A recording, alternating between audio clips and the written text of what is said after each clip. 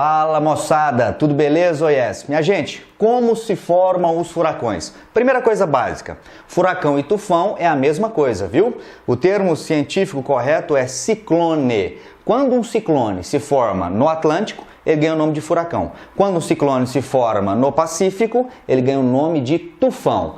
Enfim, quais são, Gabriel? Você está perguntando para mim. As condições básicas, as condições ideais para a formação de um ciclone. Basicamente duas.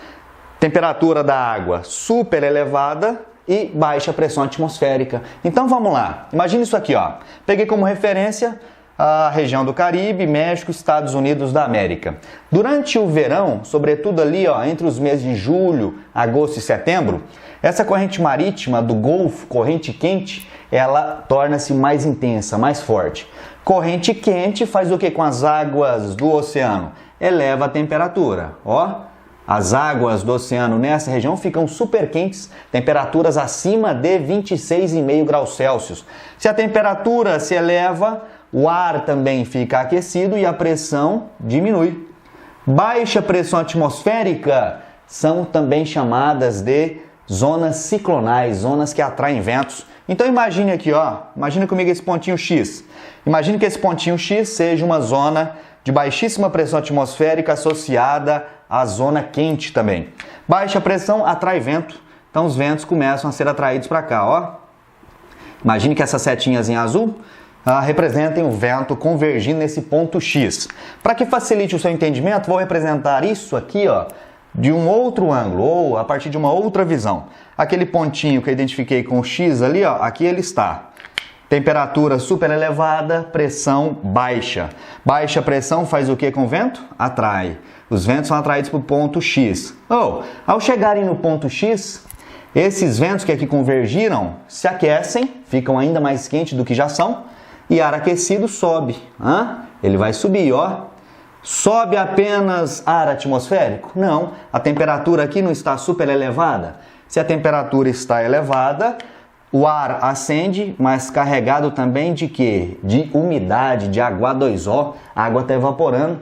Detalhe, o vento vai subir retinho? Não. Diferentemente do que eu sugeri no desenho, o vento ele vai ascender, mas de maneira circular, em espiral. Por que em espiral? Isso aqui é uma influência da rotação terrestre, o chamado efeito Coriolis. Então o vento quente, úmido, começa a subir em um movimento em espiral, carregado de umidade, muito vapor d'água, e esse vento será tão mais intenso quanto maior for a temperatura e menor a pressão nessa área. Loucura ou não? Está aqui a formação de um ciclone. Então, normalmente, os ciclones se formam no período do verão nessa região do Atlântico, ó. Imagine que isso aqui seja um furacão. E por diferença de pressão entre as águas oceânicas e o continente, ele tende a se deslocar para onde? Ele tende a se deslocar para o continente. Quais são as regiões mais afetadas?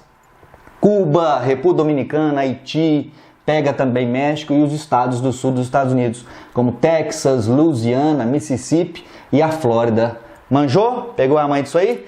Última dica, lembre-se que no hemisfério norte, os ciclones movem-se no sentido anti-horário.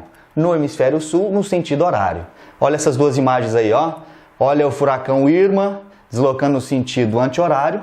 Compara agora com o furacão Catarina, que ocorreu no Brasil em 2004, deslocando no sentido horário. Pegou a manha? É isso aí, moçada. Obrigado mais uma vez. Lembre-se de curtir minhas páginas aí no Facebook e também curta ou inscreva-se no YouTube. Grande abraço, até a próxima. Valeu!